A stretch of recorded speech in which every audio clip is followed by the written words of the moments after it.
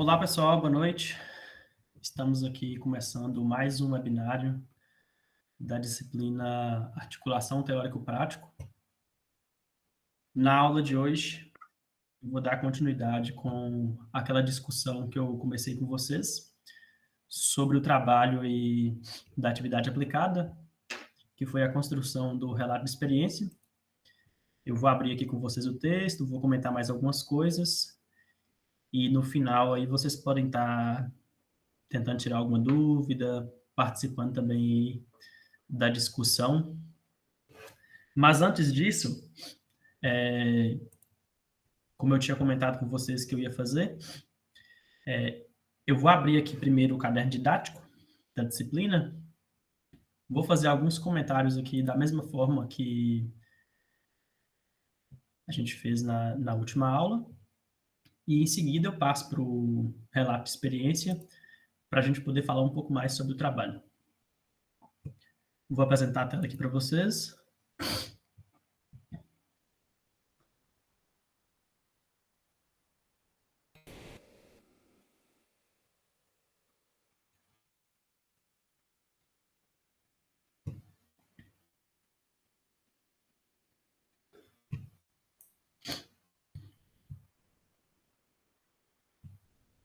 Acredito que esteja ok aí a imagem. Qualquer coisa vocês vão me falando aí no chat, que eu vou ficar de olho aqui também.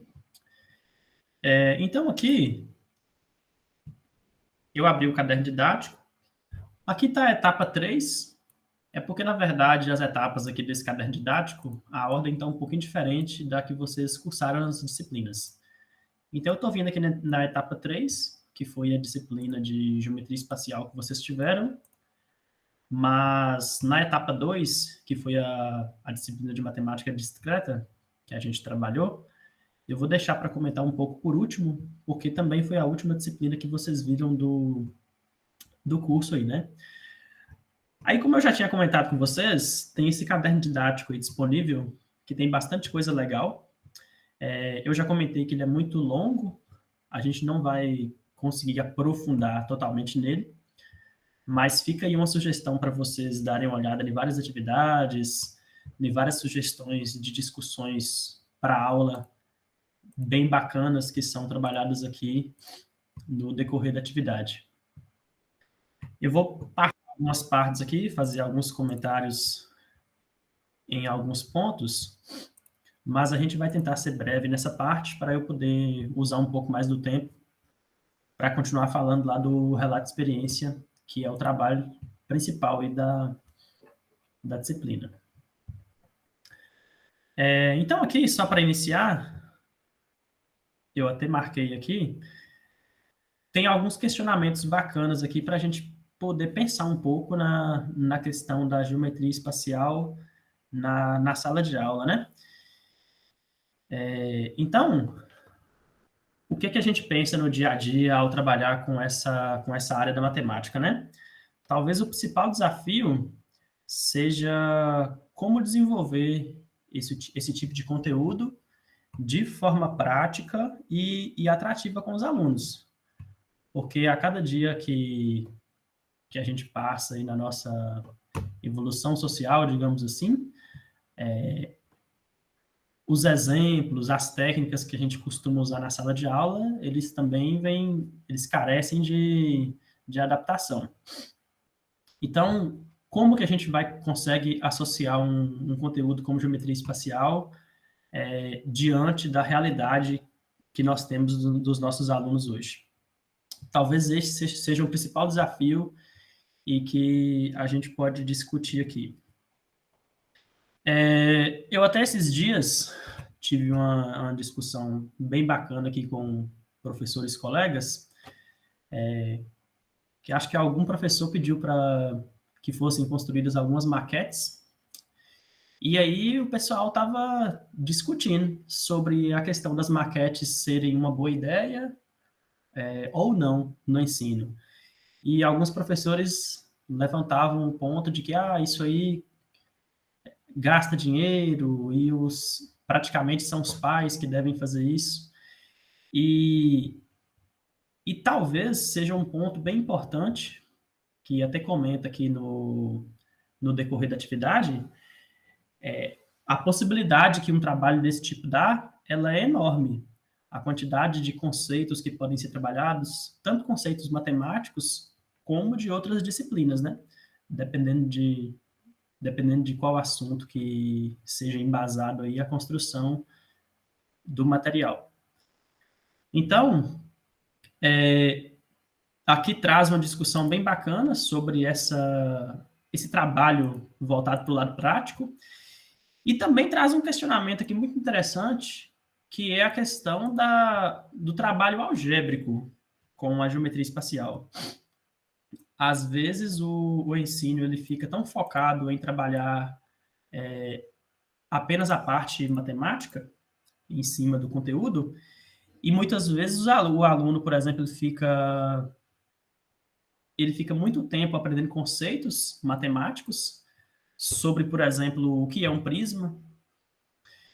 E aí, na maioria das vezes, ele vê objetos do seu dia a dia e não consegue identificar que aquilo é um prisma. Um exemplo bem interessante que acontece aí é aquele bloco sextavado, né? Ou bloquete, dependendo do lugar aí, varia o nome, como é chamado, que é um prisma hexagonal, e que muitas vezes os alunos ficam sempre focados em decorar nomes de objetos, elementos, mas não consegue fazer uma associação de um objeto como esse da realidade, por exemplo. Então, tem umas discussões aqui e atividades que tentam abordar e trabalhar um pouco sobre isso. Eu até marquei aqui, que é comentado na introdução, exatamente essa questão da preocupação excessiva com as nomenclaturas geométricas e esquecer um pouco do mundo real. Então, talvez o principal aspecto que deve ser levado em consideração desse conteúdo seja essa questão da realidade mesmo. Inclusive, até nas próprias questões do Enem, o estilo de questão que o Enem trabalha são questões contextualizadas, que sempre tentam trazer algo ali direto da realidade associado com o conteúdo.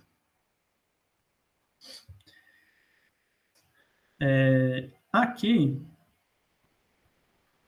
tem uma tabela bem interessante também, para vocês darem uma olhada mais com calma, que ela traz uma espécie de retrospectiva mesmo, um detalhamento histórico aqui do Brasil no ensino de geometria. Quais eram os conteúdos que eram mais cobrados, como que isso foi evoluindo ao longo do tempo, e aí cabe aqui uma discussão para a gente tentar pensar como que foi essa abordagem aí nos nossos últimos 10, 20 anos, o que mudou aí na questão da perspectiva do que deve ser trabalhado ou não dentro da geometria e, obviamente, a geometria espacial.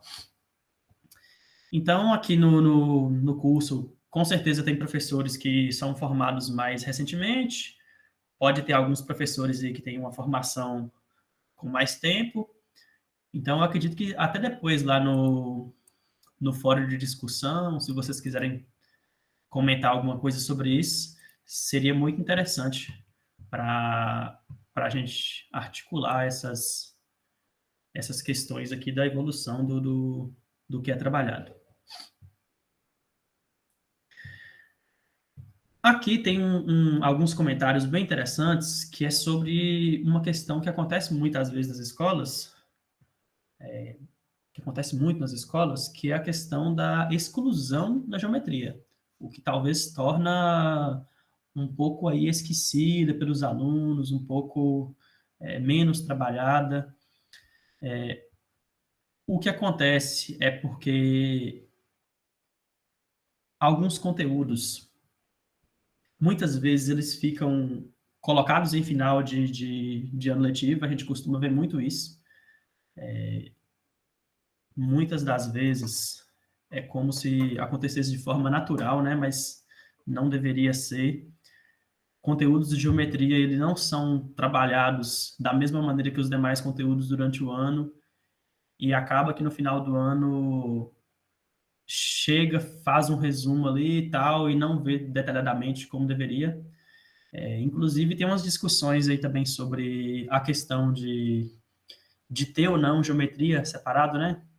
Tem em alguns momentos aí de escolas, a disciplina de geometria era separada da disciplina de matemática, justamente para tentar possibilitar esse aprofundamento aí do conteúdo. Mas, enfim, já que faz essa separação de, por exemplo, 3 aulas de álgebra, 2 de geometria, não seria possível já o professor fazer isso também, dentro das 5 aulas? Fazer essa divisão de conteúdos durante o decorrer todo do ano, ao invés de deixar alguns conteúdos mais para o final do ano? Então, fica algumas sugestões aí para a gente dar uma olhada também.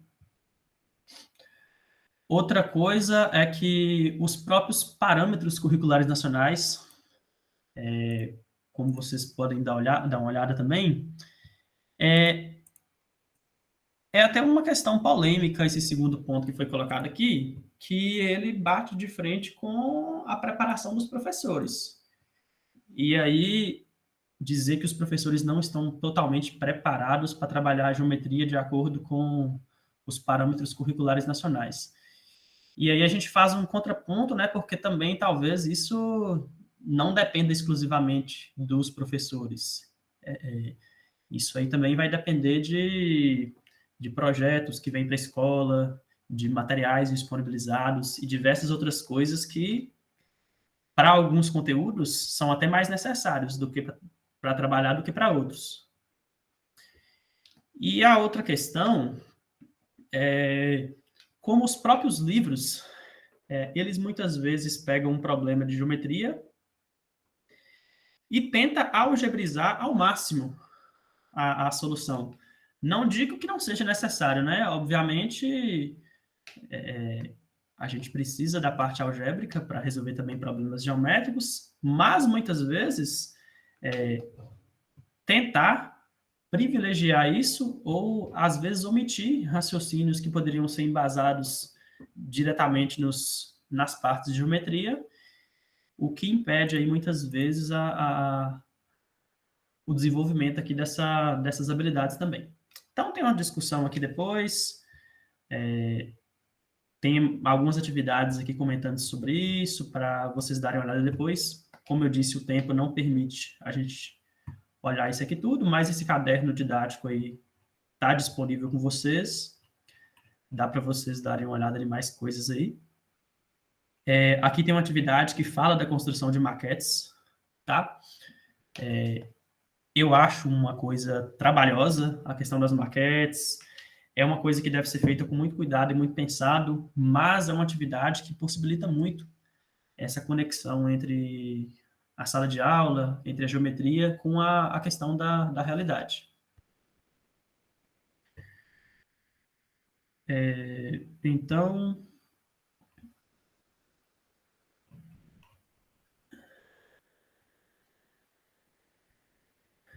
tem alguns comentários aqui sobre a questão de variáveis dentro da geometria, mas aí também eu só marquei aqui. Depois fica aí a sugestão para vocês também darem uma olhada. E teve outra coisa que eu queria falar bastante com vocês, que pode fazer muita diferença aí na hora das aulas e do ensino, ainda mais no período que a gente está hoje, é a questão de tentar adequar o uso das tecnologias. Hoje nós estamos aí num ambiente em que o celular e o computador, ele é dominante. O celular, o computador, outras ferramentas tecnológicas. Então, existe aí um apanhado de possibilidades, de ferramentas que a gente pode estar trabalhando na geometria. Um exemplo que eu coloquei na última aula aí foi a questão dos softwares que podem ser utilizados. Eu falei bastante do GeoGebra. Ele tem toda uma configuração que dá para trabalhar bastante com geometria plana, é bem didático. Tem também umas atualizações bem legais, que dá para trabalhar com geometria espacial de forma bem ampla também. Mas aí existem outros softwares geométricos que, se eu não me engano, foi até o professor Alexandre que comentou aí também no último webinário, alguns que dá para trabalhar com a questão de modelagem, pensando na impressora 3D, essas coisas. Não é tão fácil pensar isso nas escolas, né? Você tentar fazer um trabalho de impressão 3D, mas talvez pelo menos construir alguns projetos de visualização. Então tem outros softwares aqui de geometria também que trabalham. Tem o professor Alexandre comentou aqui. A ideia é que hoje mude isso bastante, né? A questão aí de deixar para o final do ano letivo. Essa própria criação de geometria separada de álgebra foi uma tentativa de, pelo menos, incentivar os professores mais a isso, né?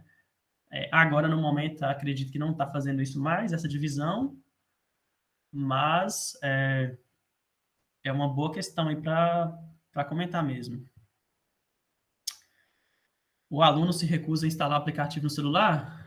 Hoje, essa aí é outra dificuldade, né? É uma logística que vai além aí do nosso alcance às vezes. Tentar trazer essa motivação aí de algum lugar para que esse aluno, pelo menos, tenha interesse em começar a trabalhar com atividade. É um aspecto bem desafiador também para a educação hoje. Mas aí depois, quem quiser dar uma olhada, tem o GeoGebra, que é muito bom, que talvez seja o que eu mais uso. Tem um software que chama Poly. Tem outro que chama WinGeometry, que é de geometria também. Tem alguns softwares mais avançados que eles trabalham com modelos que podem até ser usados para impressora 3D, que é o próprio AutoCAD. É um pouco mais avançado, mas é uma possibilidade. Tem um software também que chama SolidWorks. Depois eu posso até mandar os nomes lá para vocês, de algumas sugestões. Mas, hoje em dia, na internet, se você colocar aí softwares para impressora 3D, você vai ver uma lista lá, o pessoal vai estar sugerindo aí de monte, e aí a gente pode estar tentando pensar em alguma coisa desse tipo também. Uma impressora uma impressora 3D manual, né? Tentar construir os objetos aí é bacana. É uma ótima ideia também. Tentar fazer alguns objetos.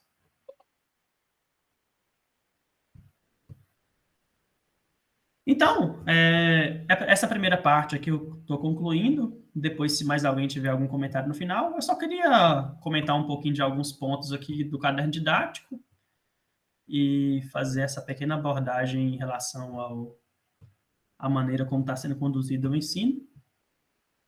E aí eu vou passar para o outro documento aqui, que é o artigo. Na última aula, no último webinário, a gente começou aqui falando dos primeiros elementos do artigo, né? Que é do relato de experiência, perdão, que foi publicado em uma revista. Eu escolhi aqui um texto para a gente comentar um pouco sobre ele. A gente comentou aqui pelos elementos iniciais, que foram o título, resumo. A gente falou bastante da introdução, os pontos principais aí, o que deve conter numa introdução, coisas indispensáveis. E aí a gente chegou a concluir a introdução, e aí eu queria falar um pouco hoje com vocês sobre a questão da trajetória metodológica, que deve ter o trabalho aí, que aqui está como trajetória metodológica, mas basicamente é metodologia.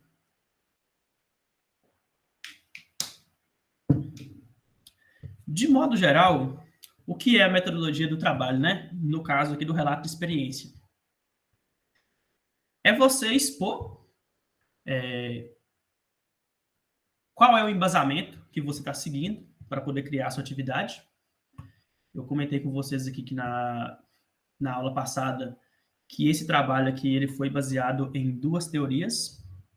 que era a engenharia didática e a teoria das situações didáticas. E aí, o autor aqui desse relato de experiência, ele inicia a parte metodológica justamente fazendo isso. Ele começa fazendo uma descrição aqui da questão do que são as teorias, faz aqui um apanhado aqui com os autores que ele escolheu, para depois começar ali mais à frente definir a questão da atividade, né? O que a gente deve pensar aqui na questão da metodologia, talvez um ponto muito importante, é qual é o intuito que a gente busca, né, na escrita desse relato de experiência para o leitor. O relato de experiência, talvez o principal objetivo dele seja que outra pessoa consiga ler e consiga até mesmo replicar a atividade que você está sugerindo aqui. Então, na hora de escrever, a gente tem que ter esse pensamento de leitor também. Como eu gostaria que tivesse explicado essa atividade, se fosse eu que fosse ler e aplicar essa atividade também. Então, a questão de descrever detalhes, aspectos básicos importantes aí, ele vai ser muito importante. Eu vou ler alguns trechos aqui com vocês, falar algumas coisas, e o objetivo é justamente fazer um apanhado aqui dessa trajetória metodológica, que talvez seja um dos pontos aí mais importantes aqui do trabalho. Aqui diz o seguinte: a metodologia de pesquisa utilizada foi a ED, que é a teoria que eu comentei lá com vocês, que emergiu na didática da matemática, com vertente francesa no início dos anos 80. Essa metodologia permite a investigação das problemáticas referentes a conceitos matemáticos, destacando dificuldades apresentadas durante o processo de aprendizagem. Aí aqui ele já vai colocando os autores que foram referenciados aí na discussão. Segundo Alomold Coutinho, a ED é caracterizada a partir de um esquema experimental, baseado em realizações didáticas, em sala de aula, onde o professor concebe, realiza, observa e analisa as sessões didáticas construídas pelo próprio. Aí aqui é colocada uma citação para poder embasar aqui os comentários da teoria,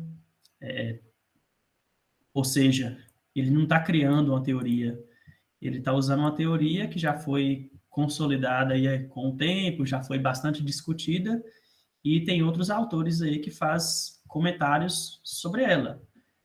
Até mesmo autores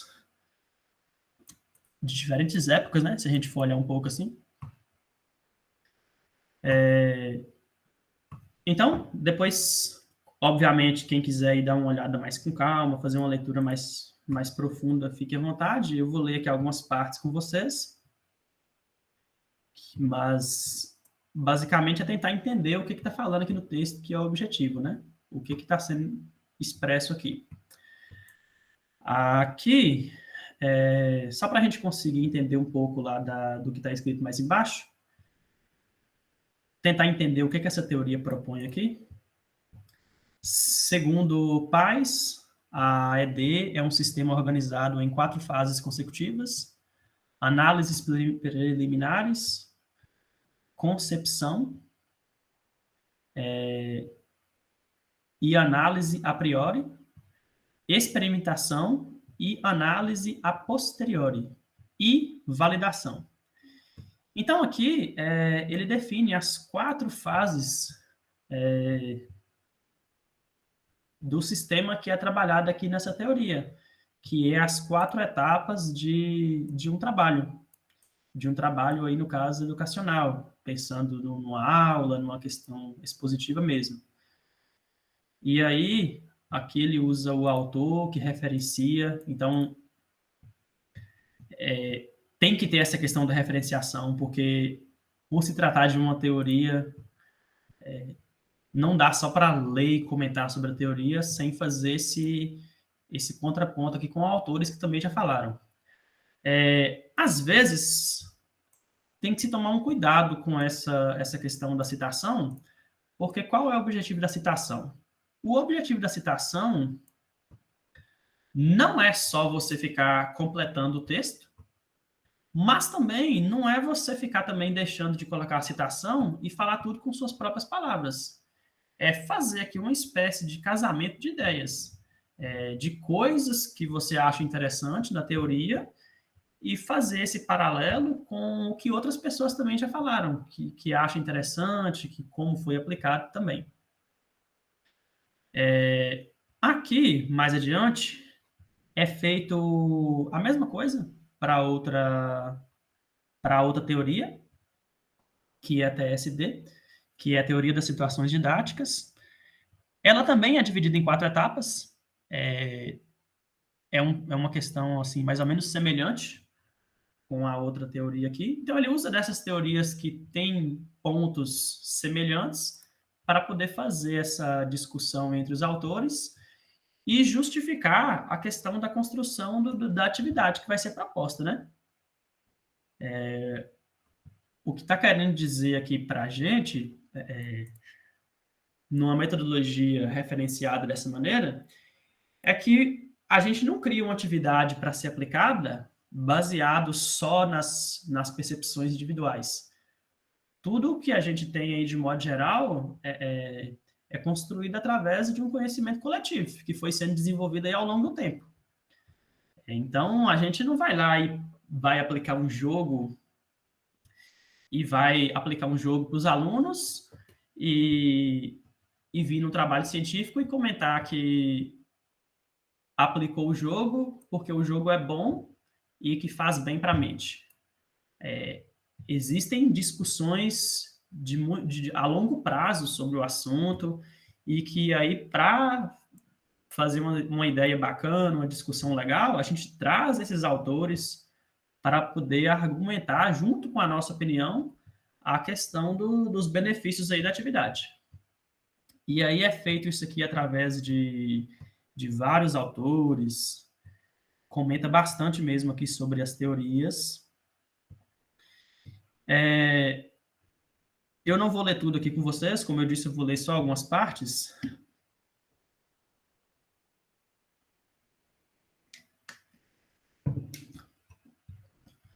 Eu deixei esse texto disponível para vocês semana passada.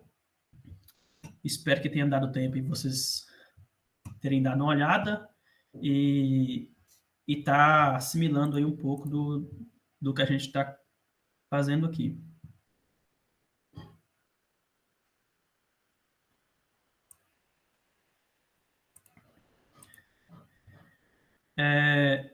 Então, tem toda uma parte aqui de encerramento da teoria. Aí, o que acontece aqui? E que eu até deixo uma sugestão sobre o trabalho aqui, da maneira que foi feito e como poderia ser feito também, que aqui ele encerra essa parte de trajetória metodológica, e aqui, ao encerrar essa parte de trajetória metodológica, traz essa fala, que é muito importante. Mas antes de comentar essa fala aqui, na minha visão aqui sobre a metodologia, talvez fosse interessante até deixar essa segunda parte como tópico da metodologia também, como seção da metodologia, porque isso aqui, essa questão aqui de definir o recurso computacional, que no caso foi o Google Meet que foi utilizado, aqui fala tanto do Google Meet, como ele é disponibilizado, como é que faz para instalar, como que esse aplicativo surgiu, como que é o layout dele, quais são os benefícios, o que ele traz de interessante. Então, isso aqui, por ser uma ferramenta que foi usada no trabalho, também faz parte da metodologia. Então, foi colocado aqui como recurso computacional, mas também faz parte aqui da metodologia. Uma coisa que eu marquei aqui bem importante, não sei se vai ser o caso aí do relato de vocês, é o seguinte, que eu achei bem interessante que trouxe aqui, né, trouxe até um parágrafo sobre isso. Contudo, por se tratar de uma pesquisa com seres humanos, evidencia-se a aprovação do parecer do Comitê de Ética. sendo este aprovado. Logo, foi solicitado que os alunos assinassem o termo de consentimento livre e esclarecido. Isso aqui, na verdade, não é nem tanto uma exigência para vocês na construção do trabalho de forma inicial que vocês vão apresentar para a gente. Afinal, a gente sabe que vocês têm um prazo para encerrar isso e tem algumas coisas que são mais delicadas de fazer aí, precisa de um longo prazo. Mas um cuidado que vocês devem ter aí, quando for usar fotos, quando for usar falas, nome de alunos, alguma coisa do tipo, coisas que o aluno desenhou, que o aluno fez, que o aluno contou, que o aluno relatou, tem que tomar esses cuidados éticos aí, na hora de fazer, por exemplo, uma publicação. Na hora de fazer uma publicação, principalmente com fotos, né? Então, isso aqui é uma questão de transparência mesmo, para quem desejar depois aí fazer a submissão do trabalho, a publicação de algum evento, de alguma coisa, ficar atento a esses pontos aí.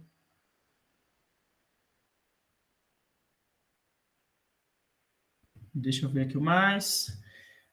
Aqui, como eu já comentei com vocês, tem a questão do recurso computacional, que foi o Google Meet, está bem escrito aqui. Agora aqui, talvez a crítica construtiva que eu tenho aqui do próprio trabalho em si que eu escolhi, foi colocar resultados de discussões nesse momento. Porque, em primeiro instante, o que é feito aqui? É explicada qual é a atividade que vai ser feita e como ela vai ser feita. E isso ainda é metodologia. Então, essa parte aqui, eu vou até dar uma lida com vocês. Essa primeira parte aqui até chegar nesse momento, eu ainda considero parte da metodologia. A partir desse momento que começa a fazer a discussão das informações, a discussão dos dados obtidos e mostrar mesmo o que foi feito na atividade, talvez a partir daqui que seria realmente a questão dos resultados do trabalho e as discussões. Então, eu vou ler essa parte aqui só com vocês para concluir essa questão aqui do que eu vejo ainda como metodologia. A aplicação foi realizada no curso de Licenciatura em Matemática do Instituto Federal do Ceará, na disciplina de História da Matemática, tendo como objetivo de estudo matemático a sequência de Fibonacci, uma vez que as sequências vêm sendo estudadas há um tempo no âmbito matemático e fazem parte da ementa da disciplina. Então, uma coisa importante aqui, ó, que foi colocada, que é uma informação referente ao local. Isso é muito importante, porque a gente tem que pensar num trabalho que ele vai ser lido a curto prazo, mas também a longo prazo. Então, características locais, onde foi realizado, o ambiente, a escola, como que foi realizado numa sala de aula, como que é essa sala de aula, como que é um laboratório de informática que foi realizada a atividade. Essas características locais, e são muito importantes, descrever bem o ambiente. E outras características que são muito importantes também são as características temporais, que é falar quanto tempo que durou essa atividade, em que época que isso foi realizado, né? Questão de data mesmo. Tem até uma questão importante aqui, que lá na introdução, eu comentei com vocês na aula passada, que é situado aqui num momento de pandemia, né? A utilização do recurso. Então, isso aí já faz uma contextualização muito legal de por que estava sendo utilizado o Google Meet e por que estava sendo realizada uma atividade dessa maneira. Então, isso aí são aspectos essenciais da parte metodológica também, a questão temporal e local.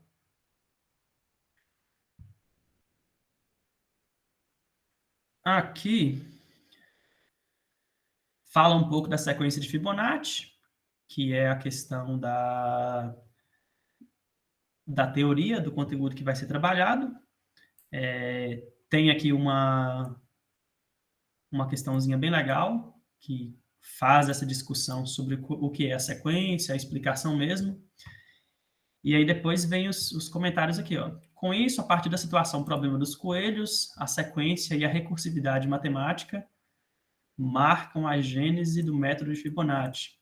Trabalhos envolvendo esses números podem ser encontrados facilmente na literatura matemática, tais como em Santos, 2007, Oliveira, 2018, onde apresentam elementos básicos, tais como sua forma matricial, forma de Binet, entre outras coisas aqui. Então, percebam que mesmo escolhendo o conteúdo, escolhendo a atividade, uma coisa que é feita sempre são referências. São outros autores que já pensaram em alguma coisa sobre o tema, já trabalharam em alguma coisa, e que estão aqui contribuindo, de certa forma, para você embasar sua discussão. E aí aqui define uma coisa bem legal, que é, depois de definir aqui qual o conteúdo utilizado, definir brevemente, é claro, se tratando aqui de metodologia. Assim, com base nesses trabalhos, foi realizada a primeira fase da teoria lá que foi explicada anteriormente, construindo o campo epistêmico matemático do objeto de estudo, realizando o levantamento do referencial teórico de Fibonacci, enfatizando o seu processo histórico e evolutivo de forma online. Então, aos poucos, as ideias vão se encaixando aqui e o autor vai tentando fazer isso, misturar o conteúdo matemático, como que ele pode ser trabalhado com a tecnologia, a questão aqui do ambiente virtual, que foi comentado também, de forma online, e assim vai sendo feito. Aí aqui também vem aquela ideia lá das fases, é uma parte bem legal aqui, que comenta as mesmas fases da teoria em cima do conteúdo que foi trabalhado e da maneira que foi trabalhado também. Todas as etapas aqui da atividade.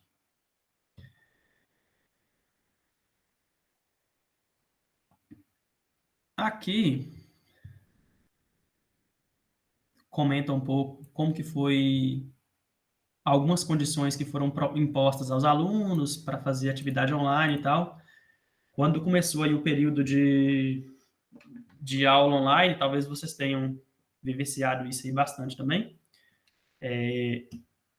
Teve muito trabalho para tentar adaptar com isso, né? Ao mesmo tempo que a gente tinha aí um desejo da participação dos alunos, muitas vezes alunos que não faziam comentários, que não ligavam o microfone para falar, não enviavam uma mensagem no chat. Às vezes tinha um contraponto com o aluno que ligava o microfone e deixava ligado, fazendo barulho. Então, uma questão de adaptação aí, que foi até comentado aqui, uma espécie de contrato mesmo, um acordo, ele até cita aqui como um acordo de convivência entre os estudantes para tentar aí controlar alguns hábitos nesse novo ambiente. A mesma coisa que a gente tenta fazer numa sala de aula, né? Tentar controlar ali a conversa dos alunos, entre outras coisas. Então, até essa parte do trabalho aqui foi descrita.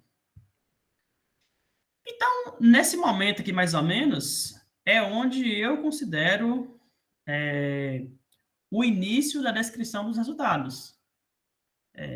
Inicialmente, aqui o que a gente pode ver é que, na verdade, está explicando o que vai ser feito. Isso eu vejo como parte metodológica. Agora, a partir do momento que começa a mostrar coisas que foram feitas, por exemplo, aqui a gente tem foto de atividade, outras coisas aqui que os alunos fizeram, foto lá do Google Meet e tal. Então, a gente consegue prints de quadros da aula lá. Então, a partir desse momento é que a gente consegue ter uma dimensão mais voltada para o lado aqui da questão dos resultados. Tá bom? Então, nesse momento aqui que eu considero uma parte bem legal como início dessa descrição dos resultados, eu vou deixar para fazer essa discussão final com vocês no próximo webinário. Aí eu falo aqui um pouco mais sobre essa questão dos resultados, que ficou faltando, e também um pouco sobre a conclusão e sobre essa parte de referência que eu já comentei um pouco com vocês também. Então, agora eu vou ver se passou alguma coisa aqui no chat que eu não comentei de vocês, e deixar em aberto aqui também para quem quiser fazer algum comentário sobre como está sendo aí para vocês a construção do trabalho. Espero que todos já tenham dado um pontapé de partida aí.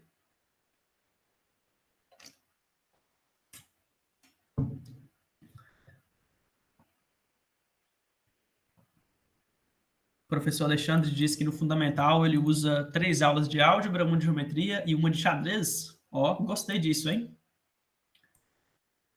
Xadrez é uma coisa muito boa aí para os alunos.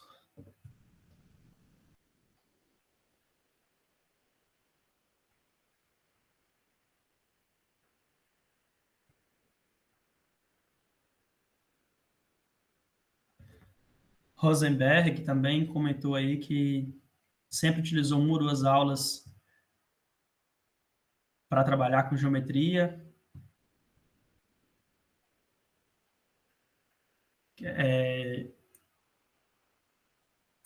É muito delicado, né?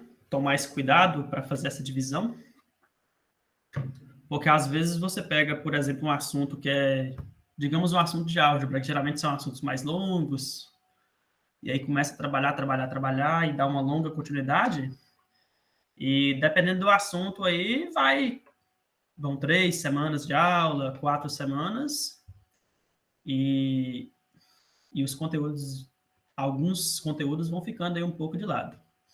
É um ponto interessante tomar esse cuidado aí na divisão.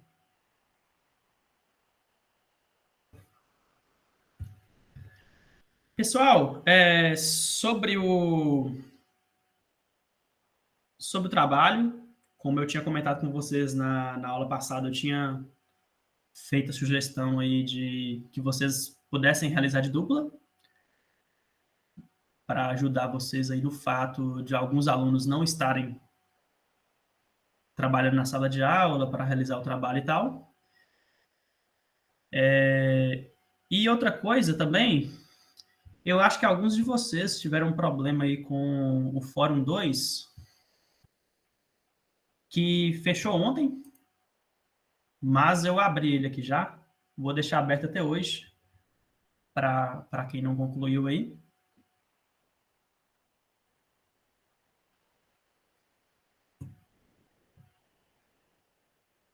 O Alexandre está fazendo com a Vanessa, ótimo. E aí eu acho que é até bem legal também, talvez seja a oportunidade de vocês estarem dialogando entre vocês também, tentar pegar um pouco da experiência, a experiência um com o outro. A questão da entrega, professor Alexandre,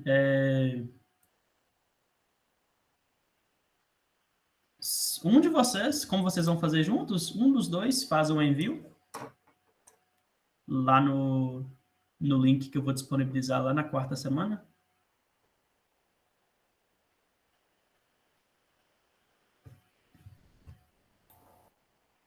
Ô, Johnny, Sim?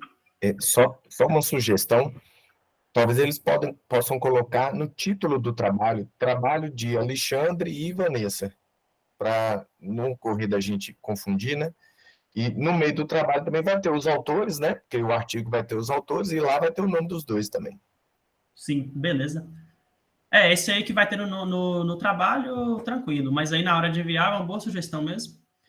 E na hora de colocar lá no ambiente virtual aqui da pós, além de anexar o trabalho, tem um título lá do envio que dá para colocar o nome dos dois, né?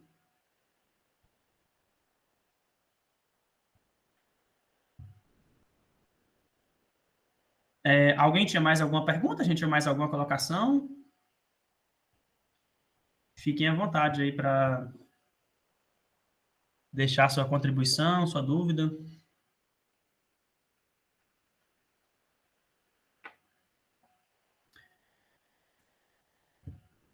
Então, tá. Se ninguém tem mais nenhuma dúvida, eu vou estar à disposição de vocês aí nos contatos. Vou estar à disposição de vocês nos contatos aí, tanto pelo WhatsApp, pelo ambiente virtual também, o e-mail, que está disponível lá no site da Pós. No mais, desejo vocês aí uma boa semana, bom trabalho aí, bons estudos, e a gente se vê na próxima semana com o último webinar da disciplina. Boa noite a todos, até mais.